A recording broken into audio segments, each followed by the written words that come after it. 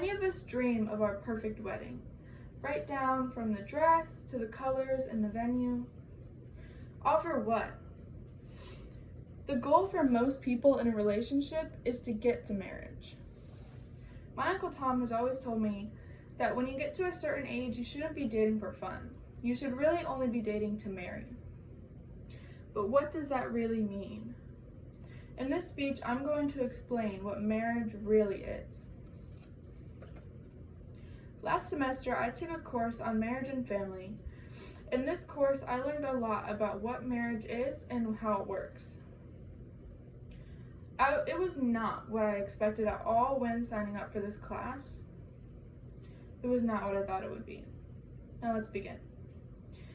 My professor told us that in the United States, marriage is defined as a legal contract between two people who are at or above a certain age and who are not already married to somebody.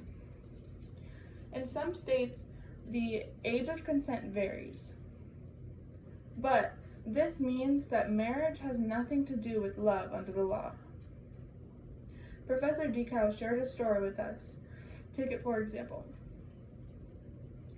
He had a student who was about the same age as him, and they both had kids, and they were both married to a woman.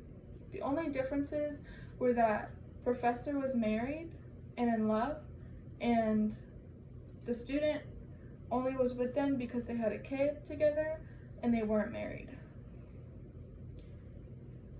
Now that we understand what marriage is, let's move on to the types of marriage. There are two primary types of marriage. Let's start with monogamy. Monogamy is the only type of marriage that is legal in the United States. It is the marriage between two people. Both hetero and homosexual relationships are recognized in different cultures.